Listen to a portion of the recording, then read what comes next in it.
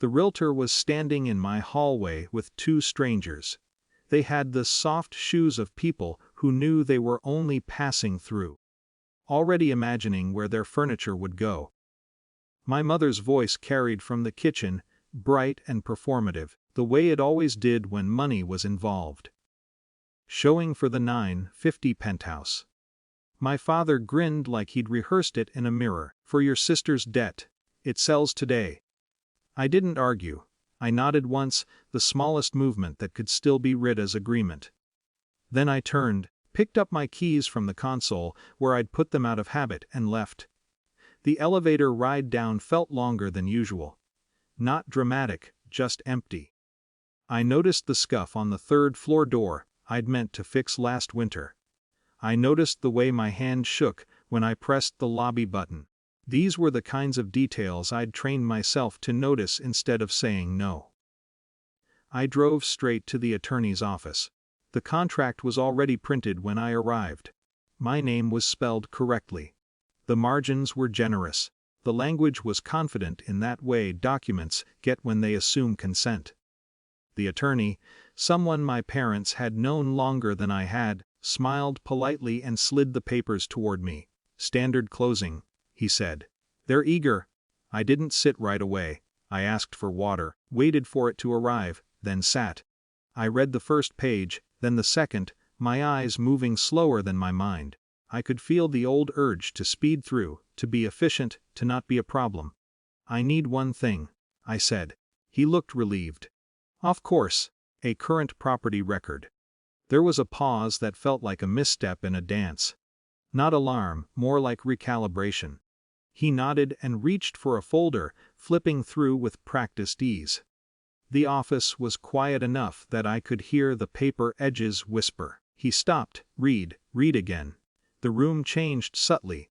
Not the lighting, not the temperature. Something in his posture. He cleared his throat and read a single line aloud, almost to himself. Lelofkade, no transfer allowed. He went silent.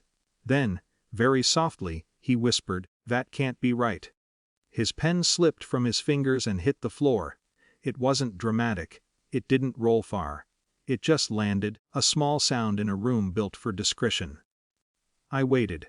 He picked it up, slower this time, and looked at me with a different expression. Not suspicion, not accusation. Recognition. Who placed this restriction? He asked. I did, I said. 2 years ago. Another pause, this one heavier. I was advised to. I added because facts mattered more than tone now. After the third refinance request. He leaned back, exhaled, and nodded once. Then the sale can't proceed. There was no gavel, no raised voice. Just a procedural truth settling into place. My phone buzzed almost immediately. Then again. I didn't look at it. The attorney gathered the papers, stacking them neatly, as if tidiness could absorb the tension. I'll notify the realtor, he said. And your parents. I thanked him. The words came out steady.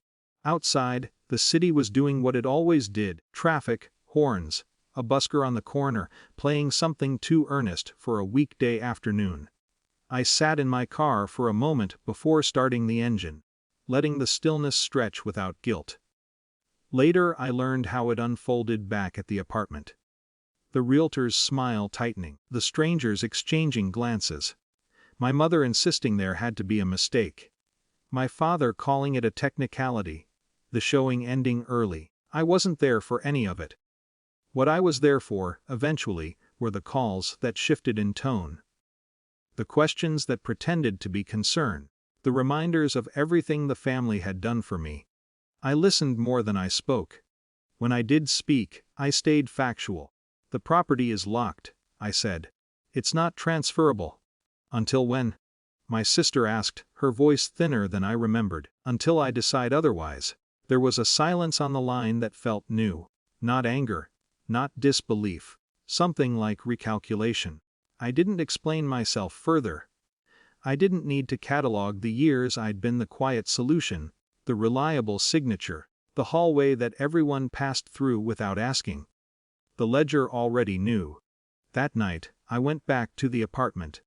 The hallway was empty, The air smelled faintly of citrus cleaner, and something else, anticipation, maybe, dissipating. I stood there longer than necessary, not triumphant, just present. Nothing was fixed. My family didn't suddenly understand me. The debt didn't vanish. Love didn't reorganize itself around fairness, but the lock held. And for the first time in a long while, my silence wasn't mistaken for consent.